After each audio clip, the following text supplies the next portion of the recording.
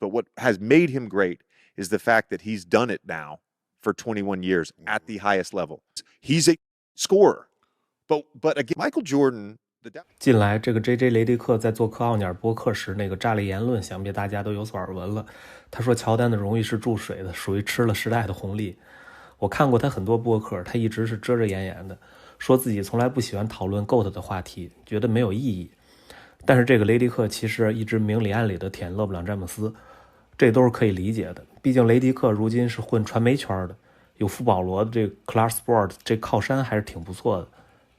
不过这次雷迪克直接以贬低整个乔丹时代为代价去抬高勒布朗詹姆斯，我是真没想到，感觉这个人已经疯了。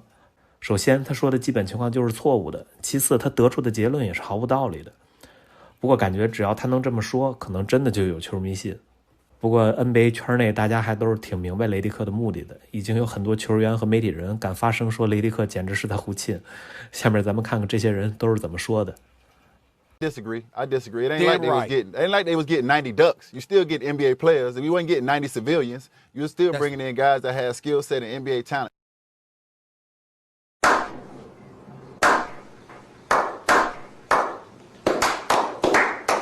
So if you could say today we got the two-way contracts where guys go to the G League and come in. So does that mean the league watered down now? Gotcha, bitch.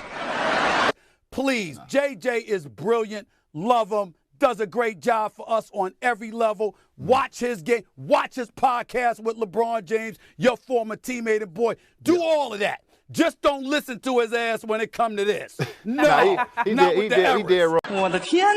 Michael Jordan, during his heyday, 6 teams were added to the NBA. There were 90 players added to the NBA. Does that not water down? I'm not talking playoffs, by the way. No chance we're talking playoffs. You're not telling me that the league for a little bit is going to be a little watered down? JJ Redick played too much. What? Your thoughts? Because that's not reality. It wasn't 90 new players that you just found off the street that came into the league. They had an expansion draft, am I right?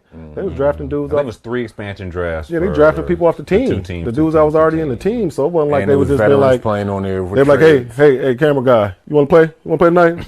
Call some of your homies. Be a Charlotte Hornet. hey, cheerleaders, you got a boyfriend? See if he can come play. Like they. Got him. Got him. Wasn't doing that. It wasn't like that. So I mean, I don't know what he's talking about. But. No, I don't think it was watered down at all. Even with the 6 teams and that shorter time span. But still, even with that, that wasn't nothing to do with the game. That ain't had nothing to do with Mike Jordan. All that was expansion of a company. Right. Mm-hmm. That's all that. I mean, I just think what MJ did for the game helped it grow. So I don't think anything is watered down. His first 2 sentences, maybe 3 sentences, was I'm not going to debate the GOAT debate. Then proceeds to debate. to fucking debate. And then uses Jordan's era to catapult LeBron. Nail big. And then proceeds to say it's watered down. Michael Jordan did what he did for the game, right? So how is the game not watered down now? You feel like the game is watered down? I'm asking the question. How is the game not watered down now like it was when Mike was playing? LeBron and JJ on your podcast, please talk about how the game is watered down now. But don't say it's watered down for the sake of trying to put LeBron ahead of him. That don't make no sense. Okay. That's how they played back then, right? So they had disadvantages, right? So, to be honest, greatness then was considered great compared to what we're doing. So we did have advantages, but I think that JJ's just trying to subtly discredit Mike, because the conversation is now, as LeBron has surpassed everyone in the accolades, it wants to be a clear-cut, no-brainer that he's the greatest because of all these things. And when you're having conversations with guys who doesn't consider those accolades a part of the greatness conversation, when we're talking about the nuts and bolts of it, because it can be considered when we bring all the conversation together. You say, well, LeBron did this, and this. And, Mike didn't play long enough to do this, and this. But when you're talking about the credit and you're talking about the discredit, don't say watered down when it's not accurate.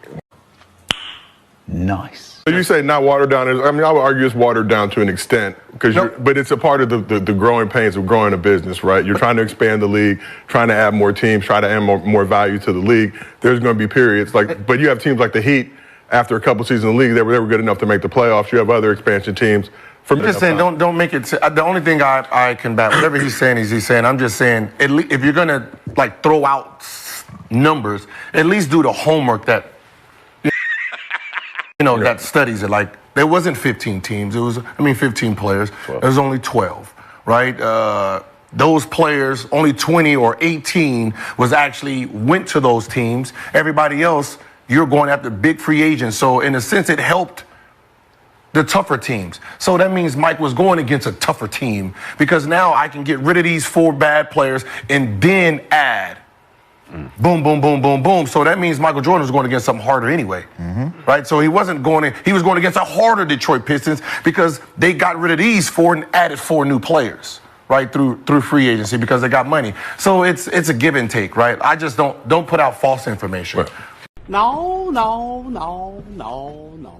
So, Mark, one more thing I want to get to you on before we hit up Mostly Fans. So, J.J. Redick was on Shaq's podcast recently, talked about how MJ's prime was watered down in the NBA due to expansion. You came into the league a season before the first wave of expansion with the Hornets and Heat debuting in 1988 and Magic and T-Wolves in 1989. What impact did expansion have on the quality of competition in the league in the early stages? And would you say that the league was watered down, or do you disagree with that statement? I disagree. Yes. I disagree. Point for Gilbert. You had